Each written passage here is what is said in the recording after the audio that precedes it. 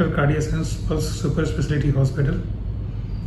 Today is World Heart Day और मैं आज कुछ बातें करूँगा दिल के बारे में.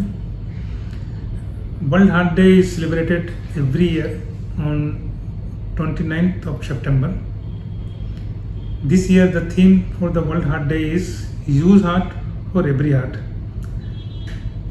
इसका मतलब होता है कि जो भी बात करें आप दिल से करें, दूसरों के लिए करें और दिल से सोचें. और use for heart for every heart means सबके लिए बात करें, सिर्फ कुछ लोगों के लिए नहीं बात करें, पूरी सोसाइटी के लिए बात करें. इसलिए इस साल का थीम इसलिए चुना गया है, use heart for every heart. Sir, हमारे देश भारत में हार्ट अटैक और कार्डियक अरेस्ट को लेकर क्या कंसर्न है? रिसेंट ईयर में ये देखा गया है कि हमारे इंडिया में और वर्ल्ड में भी और हमारे इंडिया में खास करके करेंटली कुछ यंग लोगों को काफ़ी सीरियस हार्ट अटैक हुआ, जो लोग हॉस्पिटल भी नहीं पहुंच पाए या हॉस्पिटल पहुंचने के बाद भी इमीडिएटली उनकी डेथ हो गई. ये कंसर्न है कि यंग लोगों में हार्ट अटैक क्यों हो रहा है और इसे कैसे रोका जाए, क्या कारण है.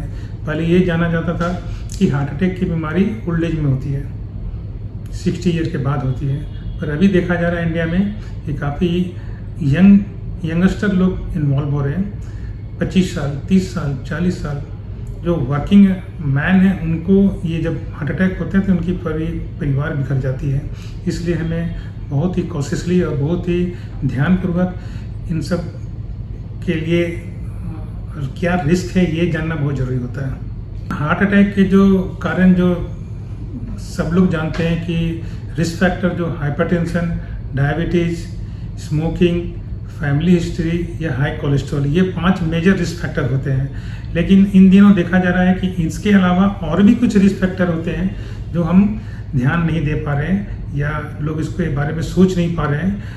वो है स्ट्रेस, लाइफस्टाइल, अनट्रेंड जिम करना भी एक कारण होना आजकल ये सुना जा रहा है या देखा जा रहा है कि लोग जहाँ तहाँ जिम में चले जाते हैं और बिना ट्रेनिंग के, बिना सोचे समझे हाई प्रोफाइल जिम करते हैं, हाई लेवल ऑफ एक्सरसाइज करते हैं. वो भी एक कारण बनता जा रहा है हार्ट अटैक का. तो ये सलाह देना चाहता हूँ लोगों को, जो भी जिम करना चाहते हैं वो अपनी पहले मेडिकल एग्जामिनेशन करवा लें. कुछ बीमारियां हार्ट की ऐसे होती है जिनको आप नज़रअंदाज करें और जिम में हेवी एक्सरसाइज करें तो आपको सडन कार्डियक अरेस्ट होने के खतरा होता है. तो अभी लाइफस्टाइल चेंज और स्ट्रेस ये बहुत ही इंपॉर्टेंट फैक्टर हो गया है.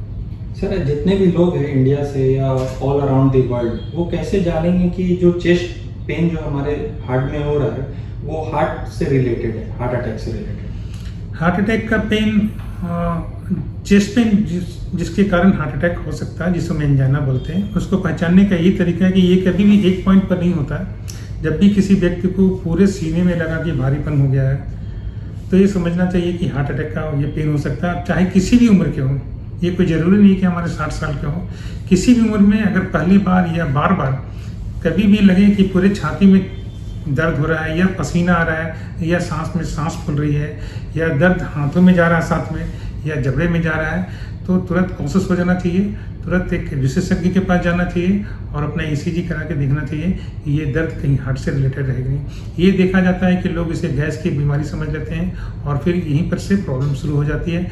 डायग्नोसिस में देरी होती है, उसी के कारण सारे डेथ होते हैं. सर, ये तो सिम्टम्स हो गए जो कार्डियोलॉजिस्ट को देखेंगे, मगर सर अगर किसी को उसको अवॉइड करना है तो उसके लिए वो क्या करें? कोई हार्ट अटैक से बचना है तो फिर कुछ बातें जो मैं बता रहा हूँ उनको ध्यान देना पड़ेगा. आपके फैमिली में अगर किसी को भी हार्ट अटैक, आपके फादर, मदर, ब्रदर, किसी को भी फर्स्ट जनरेशन या सेकंड जनरेशन में हार्ट अटैक हुआ है तो वो लोग अपने सिम्टम को लेके बहुत ही केयरफुल रहना चाहिए. ये देखा गया कि उनके फादर ब्रदर किसी को भी जिस एज में हार्ट अटैक हुआ है उसी एज में उनको भी होने का खतरा रहता है. तो वो बहुत केयरफुल रहना चाहिए कि जब भी हमें कुछ भी तरह का सिम्टम हो तो उसे इग्नोर ना करें, गैस नहीं समझें और अपनी जाके जांच कराएं.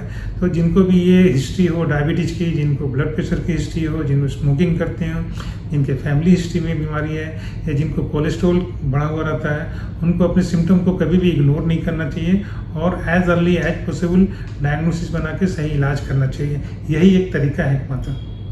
सर, कार्डियक अरेस्ट और हार्ट अटैक की क्या रिस्क है, और अगर किसी को आती है हार्ट अटैक तो उस टाइम अर्जेंट में वो क्या करे? देखिए, पहले मैं बता दूं कि कार्डियक अरेस्ट और हार्ट अटैक दोनों डिफरेंट चीज़ होता है। हार्ट अटैक का मतलब होता है कि खून की नाड़ी जो होती है, आर्टरीज जो होती है हार्ट की, उसमें ब्लॉकेज हो जाती है, कोलेस्ट्रॉल की जमावट हो जाती है और रप्चर होने की वजह से खून का थक्का जमता है और खून की नाड़ी जो बंद हो जाती है आर्टरी, उसके चलते हार्ट अटैक होता है, मसल डैमेज होता है, हार्ट अटैक होता है। सडन कार्डियक अरेस्ट इसी का एक कॉम्प्लिकेशन या बिना हार्ट अटैक के भी कॉम्प्लिकेशन हो सकती है, जिसको हम एरिथमिया बोलते हैं। बहुत से लोगों को देखा गया है, खास करके यंग लोगों को, जिनमें हार्ट अटैक तो नहीं लेकिन उनके इलेक्ट्रिकल सिस्टम में कुछ प्रॉब्लम होती है, जिसके चलते कभी भी हार्ट रेट बहुत तेज या बहुत स्लो हो जाता है, जिसके चलते ये कार्डियक अरेस्ट होता है। जानना ये है कि जब भी किसी व्यक्ति को सडन कार्डियक अरेस्ट हो या मूर्छित हो जाए सडनली और पल्स नहीं मिले उनको, तभी उनको सीधे ज़मीन पर लेटाना चाहिए। उनको जानकार नहीं भी है तब भी उनको CPR देने आना चाहिए। और हम लोग आजकल अवेयर कर रहे हैं लोगों को कैसे CPR कार्डियोपल्मोनरी रिससिटेशन करना है, छाती में दबाना है कम से कम 1 इंच 2 इंच नीचे और 1 मिनट में कम से कम 50 से 100 के बाद छाती दबाना है। इससे देखा गया है कि 10 में कम से कम 6-7 लोगों को आप बचा सकते हैं या सही सलामत हॉस्पिटल पहुंचा सकते हैं, ताकि वो हॉस्पिटल में पहुंचे जल्दी और अपने इलाज करा सकें। तो सभी लोगों को, जो लोग मेडिकल पैरा मेडिकल के अलावा भी बाकी भी जो भी लोग हैं, उनको ये प्रोसेस आना चाहिए कि कैसे CPR देना है। इससे सडन कार्डियक अरेस्ट को रोका जा सकता है या बचाया जा सकता है।